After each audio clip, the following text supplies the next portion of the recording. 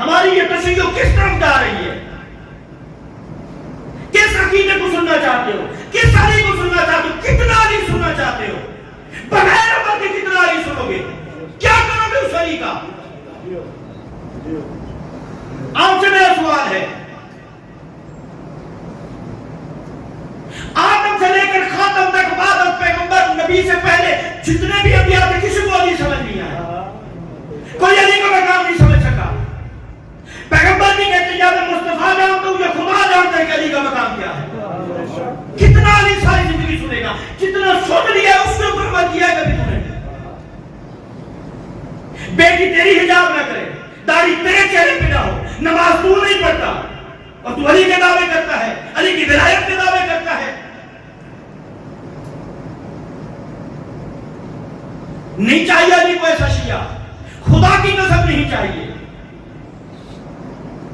پردہ غیبت میں بیٹھنے والا وہ امام، اب یہ جو گانے بجانے سنتے نا، جس آقا موسیٰ کاظم کو پرسہ دینے آیا، سائل نے سوال کیا مولا آپ کو کس قید خانے میں زیادہ تکلیف ہوگی؟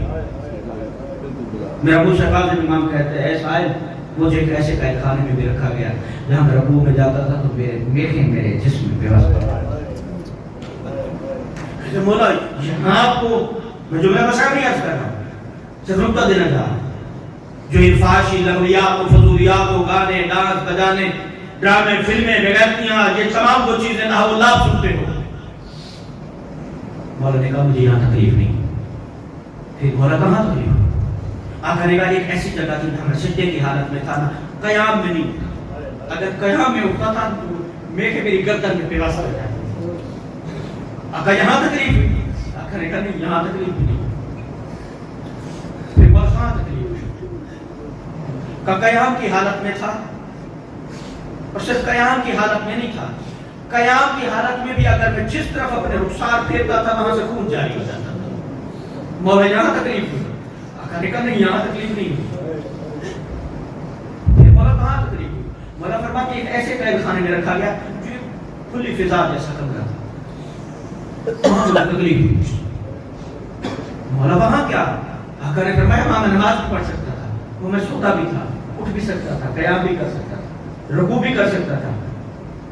یہ تعجب نہیں ہے، جہاں میخیں لگتی تھی جس میں وہاں تکلیف نہیں ہوئی، جہاں رکوع میں نہیں جا سکتے تھے وہاں تکلیف نہیں ہوئی، جہاں قیام میں کھڑے نہیں ہو سکتے تھے وہاں تکلیف، یہاں تکلیف۔ سنے کہ میرے آقا موسیٰ کاظم نے کیا فرمایا؟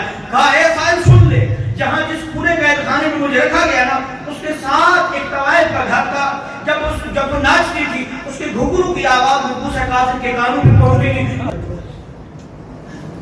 جہاں ایک گھنگرو کی آواز میرے آقا کو اتنا تکلیف دیتی، اور تو 10 15 سوروں میں گا کے سن رہا ہے اور کہہ رہا ہے میں علی والا ہوں، تو اسے موسیٰ کاظم کو خوش ہو جائے؟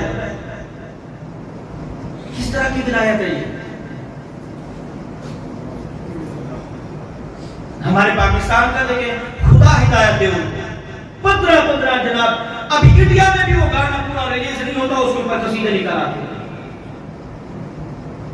قصیدے پڑھنا مادہ سنا، قصیدے سید الساجدین علیہ السلام بھی قصیدے سنتے تھے، یہ سنت ہے سجاد ہے۔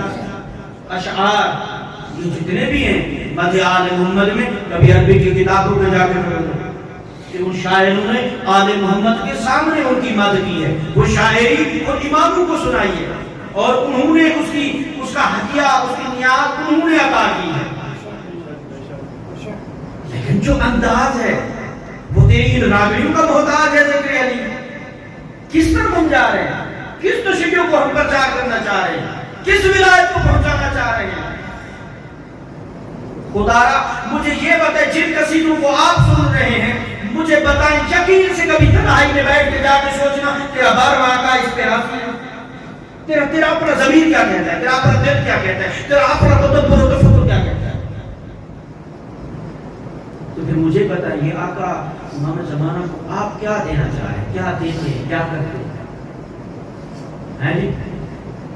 جس امام کو جو غصہ دینا ہے، یقین جان جتنے بھی بیٹھے ہیں میں اگر اعلان کہہ رہا ہوں کیونکہ میری توحید نے اس کی رعایت نہیں کی، میرے امام میرے علی سے لے کر مہدی تک کسی نے رعایت نہیں کی، یقین جان اگر کوئی بغیر نماز کے موسیٰ کاظم کو رونا آیا ہے ابھی اٹھ کے چلا جائے، اس پہ امام راضی نہیں ہے، ابھی اٹھ کے چلا جائے۔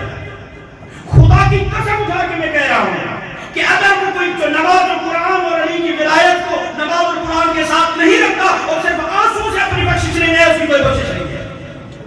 جا کے میرے اوپر باہر جتنے فتوے لگانے لگا دے، خدا کی قسم اٹھانے کے لیے تیار ہے.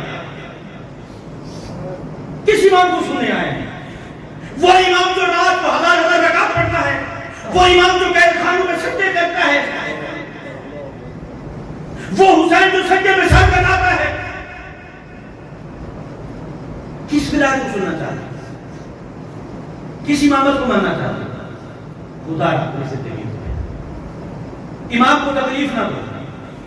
ہر جمعرات آپ کے نام اعمال میرے آقا بعد میں آقا حجت خدا کے پاس پہنچے. ہر جمعرات کو روایت مسلم ہوتا ہے.